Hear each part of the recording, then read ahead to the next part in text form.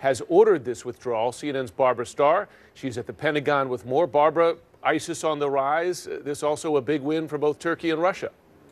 Good morning to both of you. It appears that President Trump made the decision yesterday to do this, to order these troops out of Syria. About 2,000 U.S. forces will be coming out of their positions on the ground in what is being described as a full and rapid withdrawal. Now, there are still other options potentially. The U.S. can launch artillery strikes into Syria from across the border in Iraq. There could be airstrikes. We don't really know what the full plan yet is going forward, but it raises some interesting questions. Of course, we don't know now what will happen to the thousands of local forces on the ground that the U.S. has been training for the last several years, and we don't know what the reaction will be from Russian and Iranian-backed forces on the ground in Syria. Those forces have been very active, controlling a good deal of ground, launching their own missions. So it's really, it's not a massive surprise. President Trump had wanted to get out of Syria. The timing is a little odd, a bit unexpected, and we don't know what will happen now going forward. That is really the question, the big unknown. ISIS is on the rise, as you say, Jim. There have been any number of attacks there, and there are still potentially hundreds to thousands of ISIS forces and ISIS loyalists in eastern Syria. And what propaganda value they may try and take out of a U.S. withdrawal could be a very major question. Jim, Poppy? Absolutely. Barbara Starr, thank you for the important reporting this morning, and you can't overstate the significance of this. This is the president's decision and the president's decision alone. Let's get reaction from retired Lieutenant Colonel Rick Francona. Colonel Francona, so much to cover on this front, but when the U.S. says, okay, we're done, who does that hand this over to? Largely Russia, right? Russia, Iran, and the Turks. I think one of the big considerations we have in northern Syria is our relationship with Turkey. It's been very strained lately, and the presence of those U.S. forces supporting what the Turks believe to be a terrorist organization have really put a crimp in our NATO relationship. So I don't know if the president is reacting to the Turks here, or if he's just ready to do the withdrawal that he's wanted to do all along. I'm very concerned, as Barbara said, about the timing now, because the Syrian Democratic Forces, that Kurdish-heavy force that we've been training and working with and supporting, has just taken the last remaining stronghold from ISIS in the Euphrates Valley. They're on the cusp of pretty much moving ISIS out of that area, and now is not the time to pull back our support. Yes, we'll continue airstrikes. Yes, we'll continue artillery. But having U.S. forces on the ground there has been key and has really given the SDF that extra push that they need. So I'm a little surprised. I'm a little disappointed. So you say this benefits Russia, it benefits Iran, it benefits ISIS. What is the benefit here for the U.S. and U.S. national security? Well, the United States, the president has wanted to get out of Syria. He does not believe we have a long-term presence there. And that's at odds with many of his analysts and advisors. Many of them have been saying, Mr. President, we need to keep a force there until we resolve the situation in Syria. By pulling forces out, you pretty much hand control of the country to the Russians, Iranians, and yes, in the northern part, the Turks. And, this is just another instance where we're pulling out and leaving an ally there on the ground. In the past, we have pulled back and left the Kurds on their own, and it has not worked out well for the Kurds. So I think this is going to be, very, very difficult for the Kurds to accept. So we'll see what happens here. When you talk about what this means for ISIS and being a fertile ground for ISIS to thrive, should the U.S. make this move, the Defense Department Inspector General report recently estimated you've got as many as 30,000 ISIS members in Syria and Iraq, and you look at about the 2,000 U.S. troops on the ground in Syria that have been doing this training and have been successfully training, especially the SDF. What does this mean, though, for the ability to ISIS to gain power as a result of U.S. withdrawal? Yeah, this is a real key here, Poppy. ISIS has, since they've lost most of their territory, has changed their focus. They've changed the way the organization works, and they've gone back to being more of a guerrilla organization. And most of those 30,000 we're going to find are in Iraq, not really in Syria. They're really being cleaned out of Syria and pushed back into Iraq. The Iraqis are trying to stop that, but we're seeing a lot of ISIS recruitment in northern Iraq, in central Iraq, and that's where you see a lot of fighting still going on.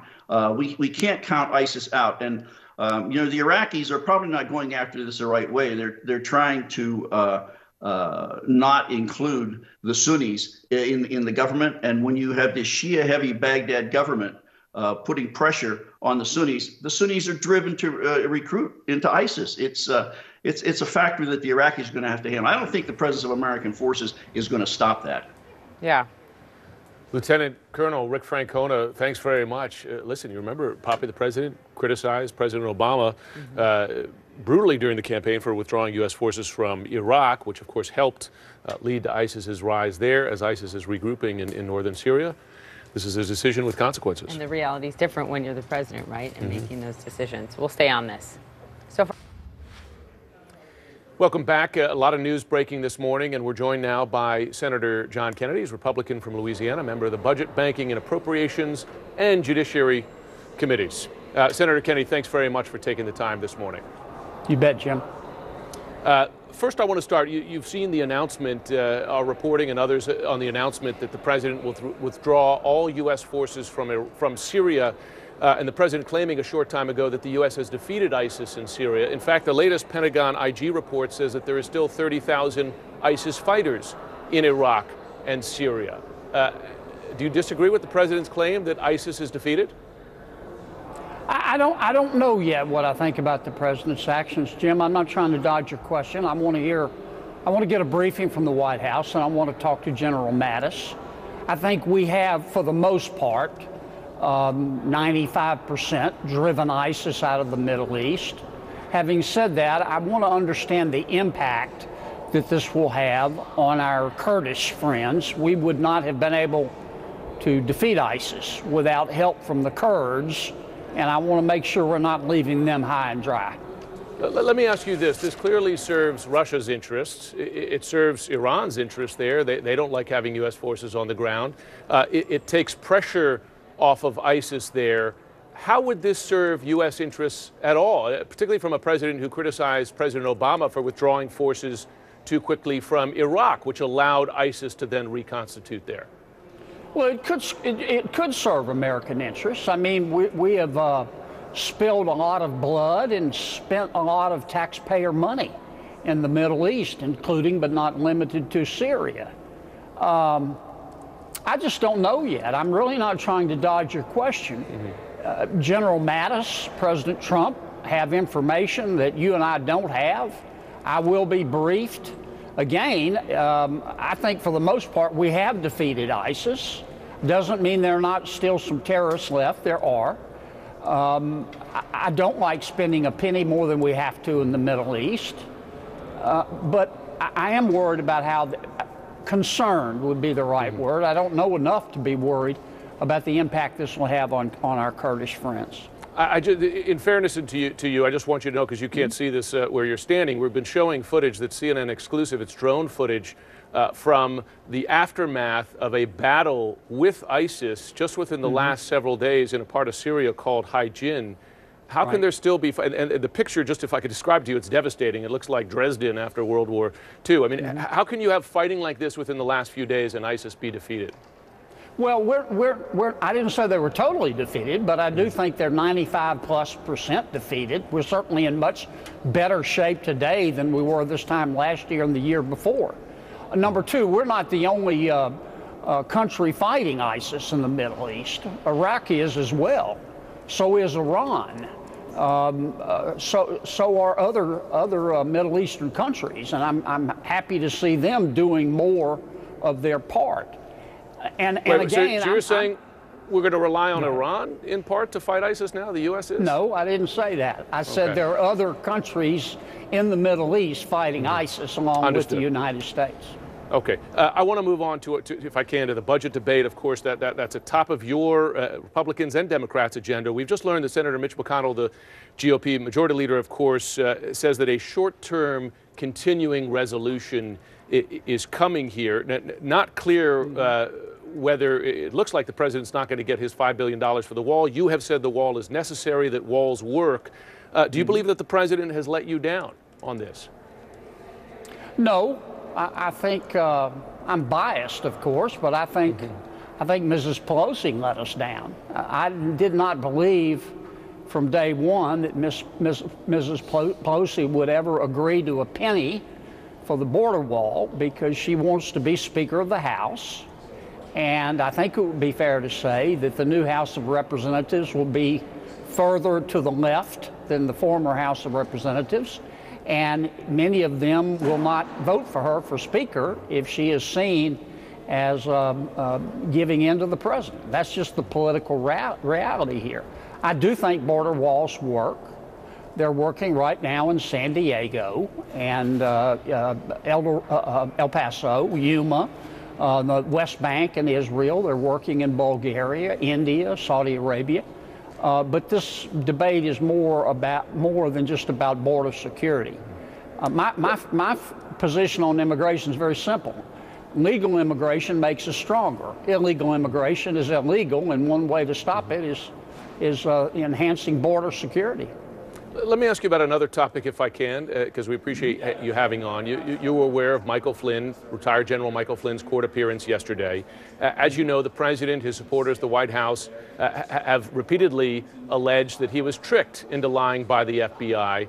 And yet in that courtroom yesterday, Flynn himself repeatedly asked by the judge, and his lawyers repeatedly asked by the judge, said in no uncertain terms they were not entrapped, and yet Sarah Sanders then repeated the ambush claim some hours after that. Is there ever any evidence in your view that General Flynn was tricked or mistreated by the FBI? And if so, why does Flynn and his lawyers say otherwise? No. I read the 302 for Mr. Flynn. As you know, a 302 is the FBI agent's summary of the interview. It's on the internet.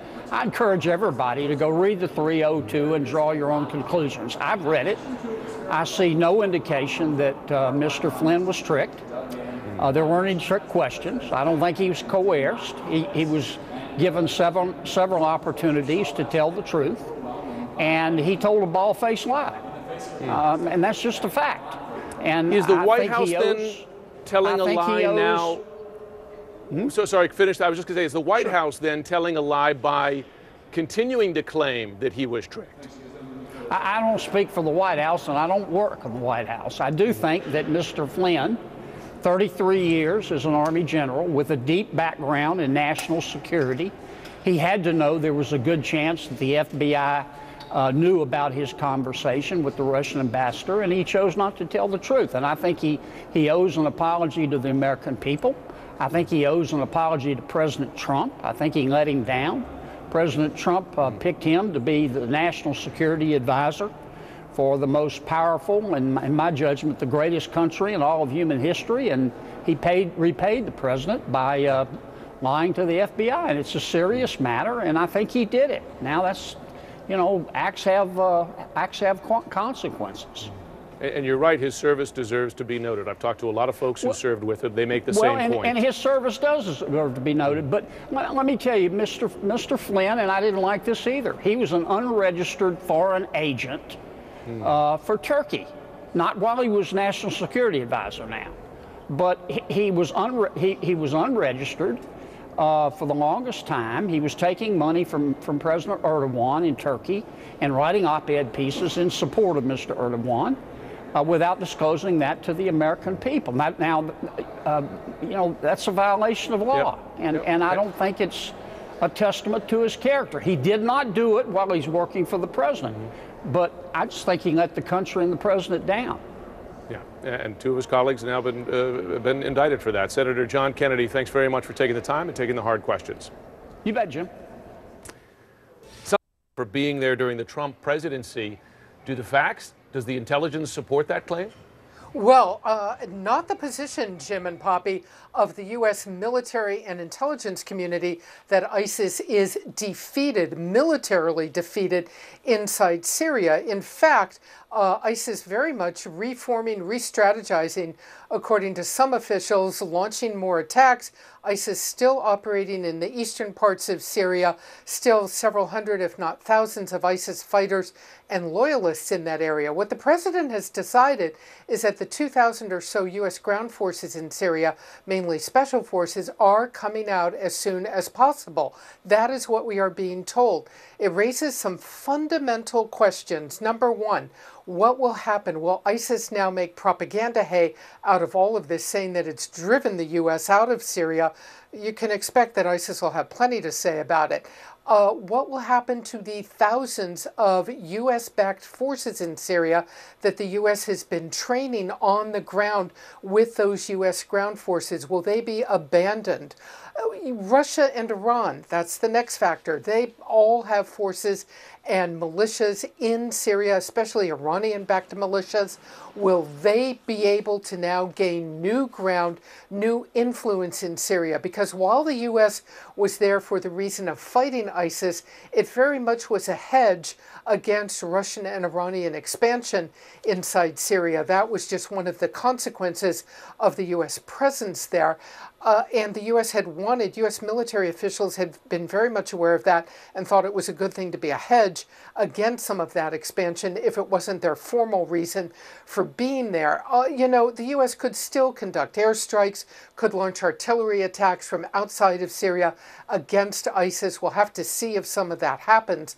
But the president saying that ISIS is defeated, I think you will be hard-pressed to find a U.S. military official saying that that is the case. Jim, Poppy? Well, that says a lot, Barbara Starr, certainly. Thank you very much. Let's go to our senior international correspondent, Nick Payton-Walsh, who has reported on the ground there extensively. Nick, your read on this. I'm flabbergasted, to be honest, and I think that will be an opinion shared by most of the US Special Forces we were on the ground with earlier on this year. They thought they were there more or less indefinitely because they were sort of fulfilling three pretty important roles. The bases they built there suggested they weren't going anywhere. These were solid, permanent structures, and I think that's because many felt the Pentagon were getting a lot of bang for their buck here with sort of 2,000 plus troops on the ground. They were certainly, and I think you've got to bear in mind this became the most important thing, they were providing a kind of resistance to the Russian influence in the region and preventing Iran from shipping weapons from Iran and Iraq straight through Syria to Lebanon, where they could be used potentially to threaten a key US ally of Israel. That was a very important geopolitical role they filled there, and it meant they didn't have to be in neighbouring Iraq with a big military presence as well. Secondly, also, they were kind of acting in a way to calm Turkish concerns to the north. Turkey is another US ally that thinks that some of the forces the Americans have been working alongside are terrorists. The fact the Americans were there kind of calmed that down to some degree. Publicly, the Turkish were very angry, but I think in their hearts they knew as long as the Americans were around, things wouldn't necessarily get out of control. And finally, there's that ISIS fight. You can't possibly suggest it's over. They're massively diminished, but Baghdadi is still out there. And you might argue that from now on, they'd be basically chasing demons in the dust. There was no major geographical hub they could point their firepower at. But still, regardless, ISIS are a threat. As Barbara said, they are resurging to some degree, and you've really got to look at the timing here. That's the absolute key thing. To the north, Turkey, a NATO member and key US ally, has very explicitly been threatening to march in to that part of Syria and take on those Syrian Kurdish fighters that are allied with the US in the fight against ISIS. People were saying, well, they're not going to do that when the US are still there. That would be crazy, putting NATO military potentially risking the lives of US military on the ground there. This appears to possibly been influenced by that timing, and I think many will be asking, have the US essentially sold their allies against ISIS out to try and placate their NATO member ally Turkey? Nick Payton-Walsh with a view from the ground there seems to contradict what the president is claiming. Let's bring in retired Lieutenant General Mark Hertling. He commanded troops in Iraq, including against ISIS, and Gail Zamak-Lemon, who's been to northern Syria at least 5 times in the last 16 months. In fact, just got back from the region this weekend. General Hertling, if I could begin with you here, the most recent Pentagon IG report put the figure of ISIS fighters in Iraq and Syria at 30,000. How can the president claim today that ISIS is defeated in Syria? He can't, truthfully, Jim. Here's the thing. I'll reinforce some of the things both Nick Payton-Walsh and Barbara Starr said. This, first of all, was very surprising to me, not only the announcement, but the timing. I don't understand why it's happening now. The U.S. forces have just started an offensive with those SDF forces, the Syrian Defense Forces, and the Kurds against the town of Hajin, which is considered an ISIS stronghold. That's number one. Number two, U.S. forces in another town called Al-Tanf in southern Syria that the Russians have said they would like U.S. forces out of there. They have stated that several times. You're talking about making both the Russians, the Syrians, the Russians, the Syrian Bashar al-Assad, the Iranians, and the Turks very happy about this move because, as Nick said, the Kurdish forces are going to see this as us turning against them one more time. One point I'd like to make, though, what's interesting that hasn't been brought up yet is there seems to be a transactional element to this, too, because over the last 3 days, the U.S. has just sealed a deal with Turkey for $3.5 billion worth of Patriot missile systems that was signed yesterday by our State Department. I'm sure that played a role a little bit in this. Understood, and Turkey is our NATO ally. But Gail, to you, the vantage point of someone who just returned from northeastern Syria, you just saw this on the ground. You have been talking about the ISIS pushes back into Raqqa, the sleeper cells there trying to activate, the real ISIS risk on the ground that you saw firsthand. The timing here, it is hard to understand the why. And, you know, Nick Payton Walsh just laid out an important point that a big part of the reason, you know, our troops are there is resistance to Russia's influence in the region. Yeah, and it's not just Russia, right? It's Russia, Iran, the Syrian regime, ISIS, right? So you have a very crowded neighborhood in which moms and dads have been working so hard to push forward.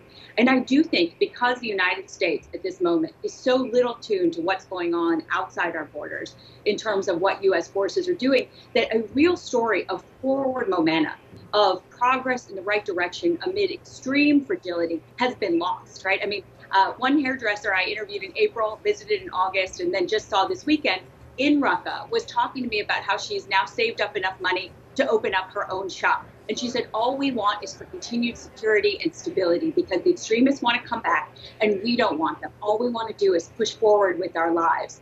And this is a real story of U.S.-backed forces and U.S. forces together, bringing stability and security to some measure, right, in that you can drive without being ripped off. You can have a real level of security that is missing from many of the other locations in the post-9/11 conflicts. And I think few of us have appreciated just how many gains have been made with so few loss to U.S. life. Think about this. U.S. has taken back or helped to Syrian Democratic Forces to take back all of the territory that ISIS held aside from Hajin and some other pockets with fewer than 5 U.S. combat deaths. Yeah. So let me get this straight, General Mark Hertling. This serves Russian interests. It serves Iranian interests. It takes the heat off of ISIS and does a favor for Turkey. How does it serve U.S. interests? And it undercuts the Kurds, Jim. Don't forget that. It doesn't serve U.S. interest. And as Gail just said, this is a chopping off at the knees. There's an expression in Arabic called shway shway, little by little, which is, I think, what Gail's talking about. And you have to make these advances over time. Last week, the chairman of the Joint Chiefs said we're going to be there for a while. The Secretary of Defense said on, I think last Thursday, that he was thinking about border patrols between Turkey and the Kurdish region. So none of this makes sense. And it certainly doesn't serve either our long-term or, especially as Gail said, our short-term interest in bringing peace to the region and stopping the kind of immigration that we've seen with people running away from these multiple threats of Russia, Iranian, and Syria offenses. What is the greatest risk then, Gail, to Syria now and to stability? I say that word with caution. Stability in the region now. If the U.S. is off the ground, they can still do airstrikes. They can still advise and assist in different ways. What is the biggest risk then to the region when it comes to Syrian instability? I think the biggest risk is that a very fragile stability has been holding, particularly in Raqqa. One commander I went to interview last week in Raqqa actually called me to say that ISIS had put an IED underneath her car as she was leaving the city, and she survived. But in the end, these are the kinds of real threats that local forces are facing every single day. And if you go through the cemeteries of northeast Syria, those are the young women and the young men who have put their lives on the line, thousands long, in the fight against ISIS. And so this fragile stability which has been holding, which has allowed moms to send their kids to school, which has allowed mothers to tell their sons not to join ISIS. All of that fragile stability, which has really allowed the U.S. to keep an eye on Iran, on Russia, on the Syrian regime, and to keep ISIS from reemerging, that is what I think is placed in jeopardy. Okay, thank you both for your expertise. It is invaluable this morning on this very significant breaking news. Lieutenant General Mark Hertling, Gail Zimok-Lamone, thank you both. Coming up.